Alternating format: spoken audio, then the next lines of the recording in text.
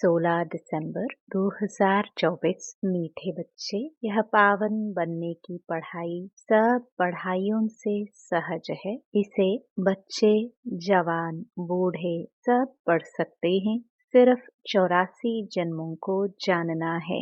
प्रश्न: हर एक छोटे व बड़े को कौन सी प्रैक्टिस जरूर करनी चाहिए? उत्तर: हर एक को मुरली चलाने की प्रैक्टिस जरूर करनी चाहिए, क्योंकि तुम मुरलीधर के बच्चे हो।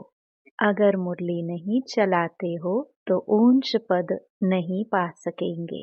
किसी को सुनाते रहो तो मुख खुल जाएगा। तुम हर एक को बाप समान टीचर जरूर बनना है। जो पढ़ते हो वह पढ़ाना है। छोटे बच्चों को भी यह पढ़ाई पढ़ने का हक है।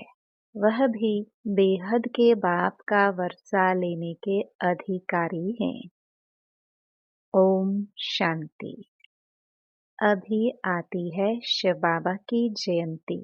उस पर कैसे समझाना चाहिए? बाप ने तुमको समझाया है, वैसे तुमको फिर औरों को समझाना है। ऐसे तो नहीं। बाबा जैसे तुमको पढ़ाता है वैसे बाबा को ही सबको पढ़ाना है। शिव बाबा ने तुमको पढ़ाया है, जानते हो, इस शरीर द्वारा पढ़ाया है। बरोबर हम शिव बाबा की जयंती मनाते हैं। हम नाम भी शिव का लेते हैं। वह तो है ही निराकार, उनको शिव कहा जाता है। लोग कहते हैं शिव तो जन्म मरण रहित है, उनकी फिर जयंती कैसे होगी? यह तो तुम जानते हो। कैसे नंबरवार मनाते आते हैं, मनाते ही रहेंगे, तो उन्हों को समझाना पड़े।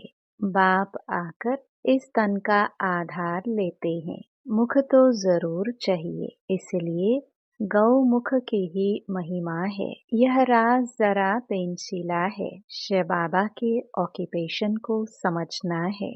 हमारा बेहद का बाप आया हुआ है, उनसे ही हमको बेहद का वर्षा मिलता है। बरोबर भारत को बेहद का वर्षा था, और किसको होता नहीं। भारत को ही सचखंड कहा जाता है और बाप को भी ट्रूथ कहा जाता है। तो यह बातें समझानी पड़ती हैं।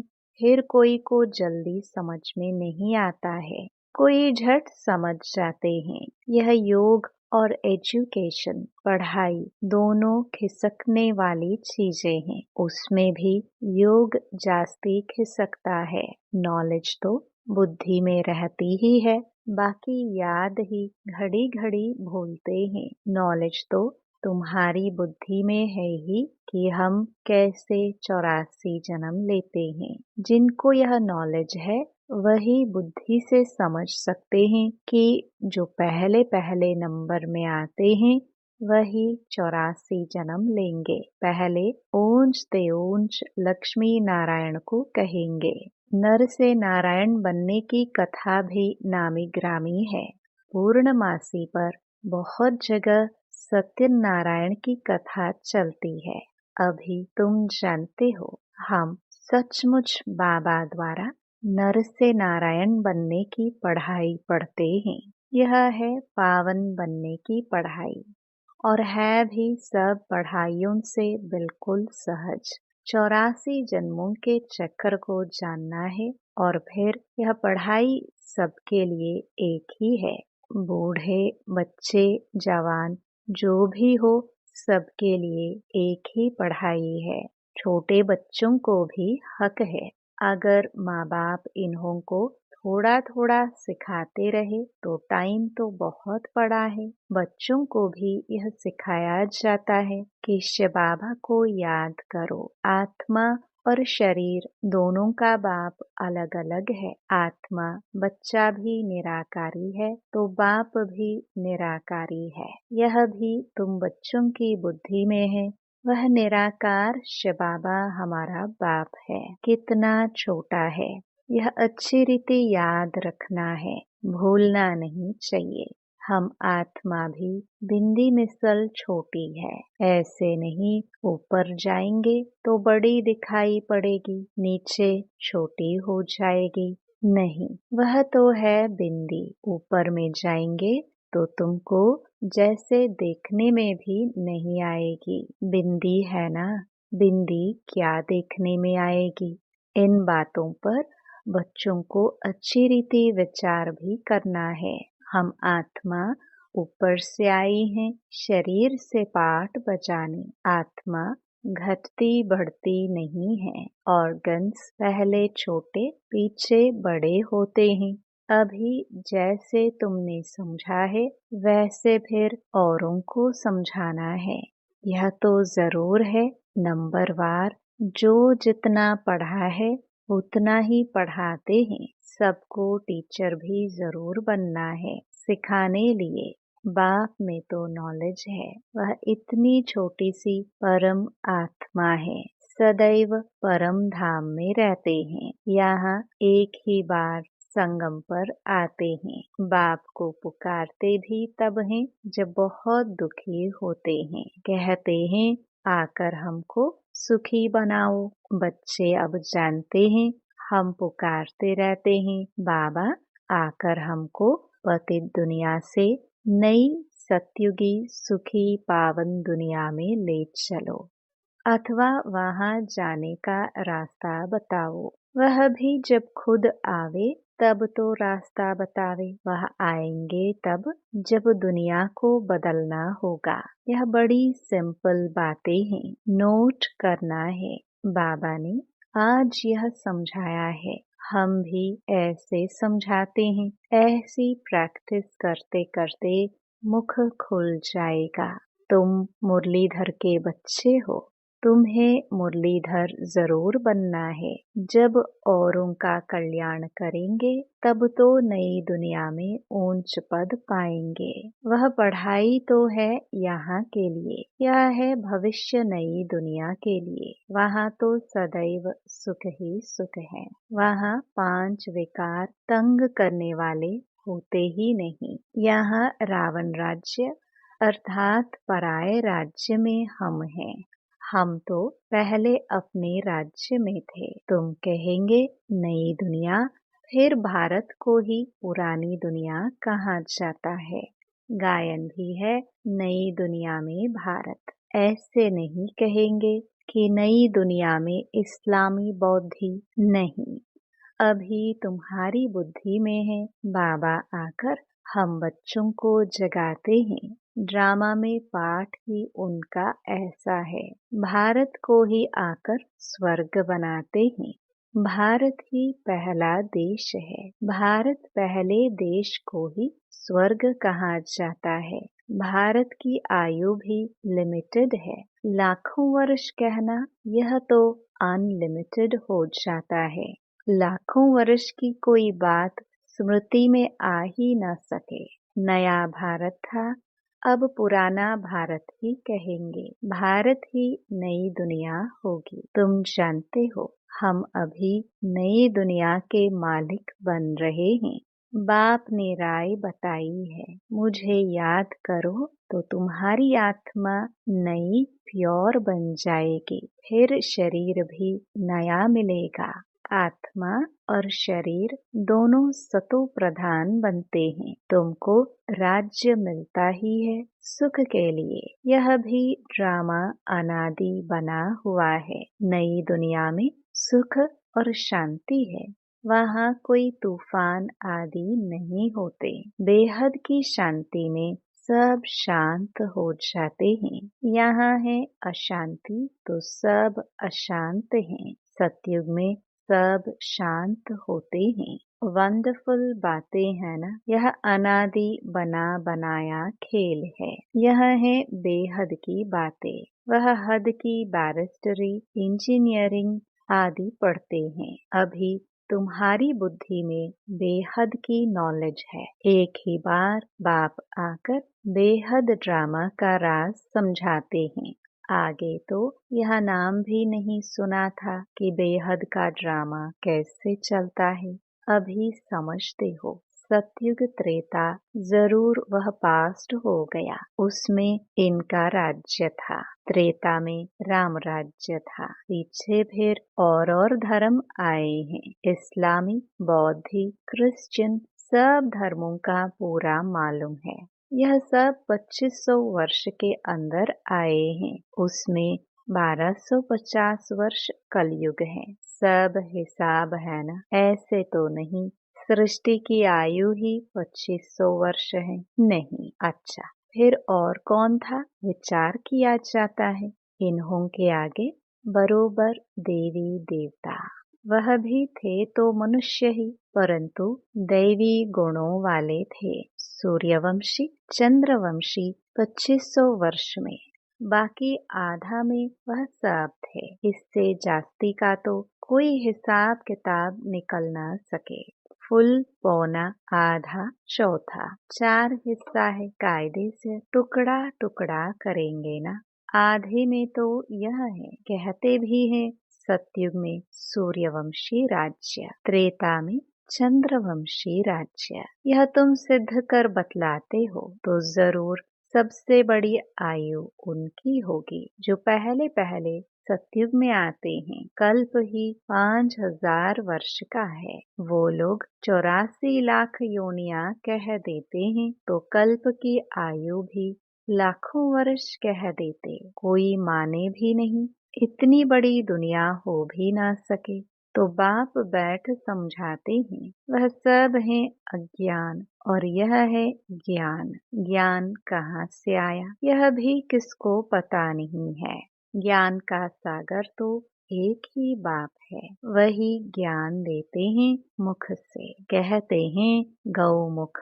इस गौ माता से तुम सबको अडॉप्ट करते हैं। यह थोड़ी सी बातें समझाने में तो बहुत सहज है। एक रोज समझाकर फिर छोड़ देंगे तो बुद्धि और बातों में लग जाएगी। स्कूल में एक दिन पढ़ा जाता है या रेगुलर पढ़ना होता है।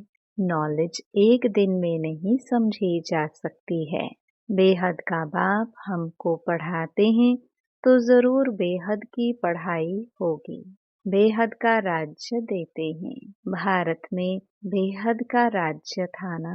यह लक्ष्मी नारायण बेहद का राज्य करते थे, जिसको यह बातें स्वप्न में भी नहीं है।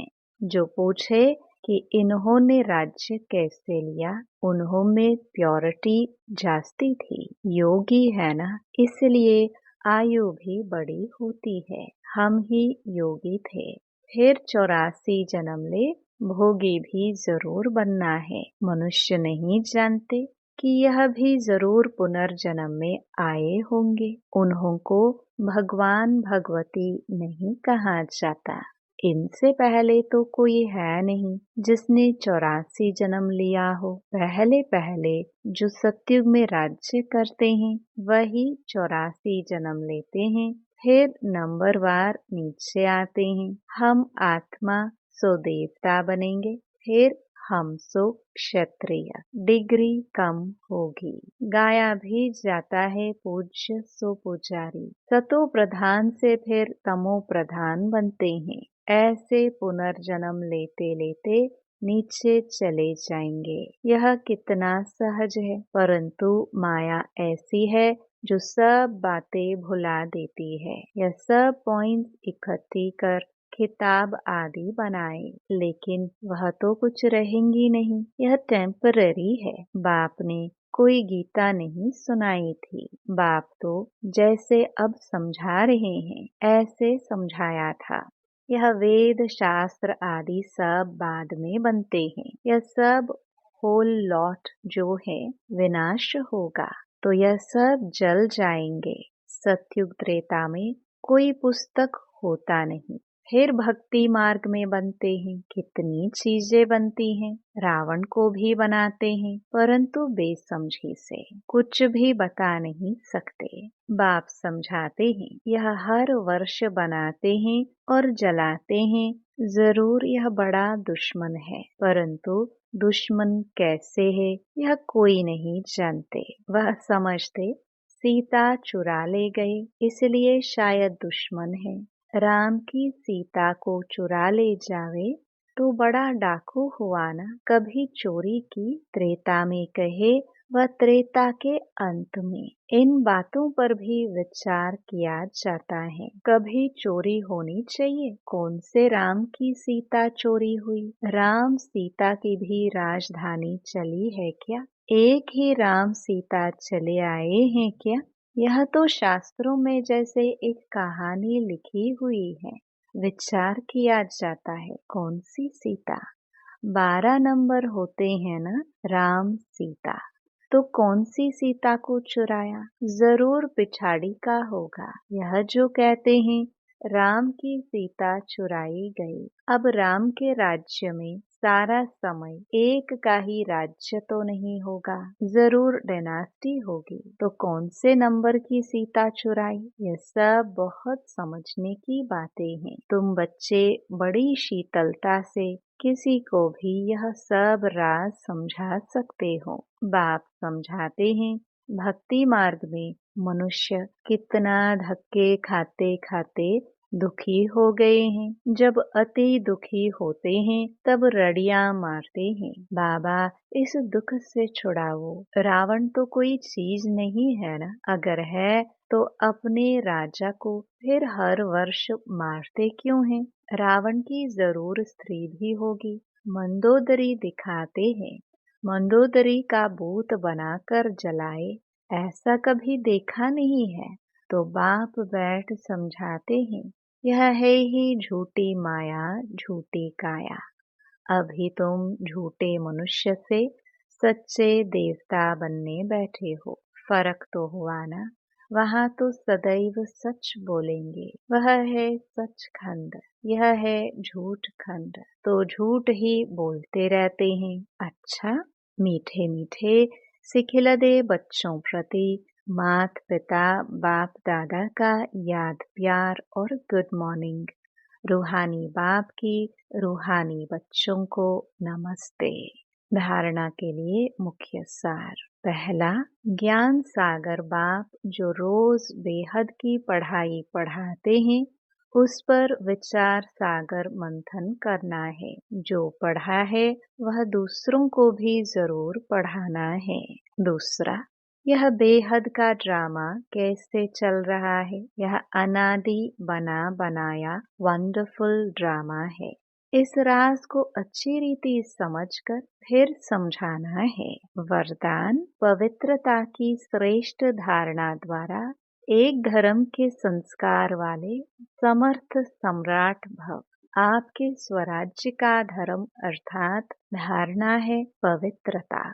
एक धर्म अर्थात एक धारणा, स्वप्न व संकल्प मात्र भी अपवित्रता अर्थात दूसरा धर्म न हो। क्योंकि जहाँ पवित्रता है वहाँ अपवित्रता अर्थात व्यर्थ व विकल्प का नाम निशान नहीं होगा। ऐसे संपूर्ण पवित्रता के संस्कार भरने वाले ही समर्थ सम्राट है।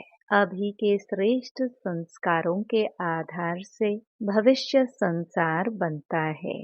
अभी के संस्कार भविष्य संसार का फाउंडेशन है। स्लोगन, विजय रत्न वही बनते हैं जिनकी सच्ची प्रीत एक परमात्मा से है। ओम शांति।